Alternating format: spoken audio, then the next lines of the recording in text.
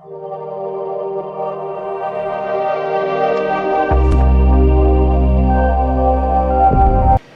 hivyo tunatarajia kila nyumba ambayo iko ndani ya jimbo letu lazima mbunge na mwakilishi, kama sio maji iwe tambi, kama sio tambi itakuwa tende, kama sio tende atakunywa chai au uji atakaweka sukari, kwetu atafanya vipopoo, tutakuwa tumempa sisi. Kwa hivyo kila nyumba tutaigusa.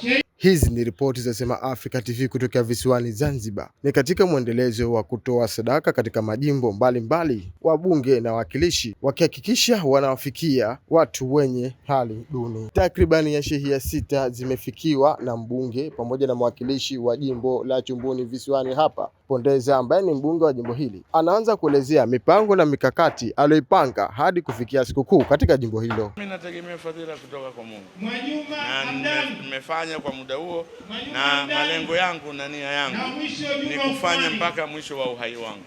Sio kwa ubunge wangu. Nitafanya mpaka mwisho wa uhai wangu. Na kila Mwenyezi Mungu atakaponijalia uwezo, basi ndivyo nitakapofanya zaidi. Nafanya kwa jimbo langu, lakini nafanya na nje ya jimbo langu.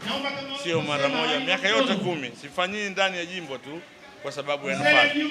Nafanya hata nje ya jimbo kwa sababu ya kufanya kwa ajili Mwenyezi Mungu ametutaka tufanye nini wenye uwezo ndani ya mwezi mtukufu wa Ramadhani. Hii ni wajibu wetu kwa sababu nafasi tumeomba, lakini la pili hata imani yetu ya dini inataka tufanye hivyo. Kwa hivyo kilichopo ni kuchukua hatua.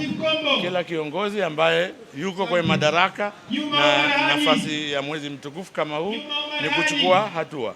Hatua zake ni kutekeleza yale ambayo tumeamrishwa kwanza na Mwenyezi Mungu, lakini la pili na wale ambao tunawaongoza lazima tuhakikishe tunawatendea haki na wajibu wetu ni hizi. Ni shehia zote ndani ya jimbo letu, shehia 6 ambazo ziko ndani ya jimbo letu.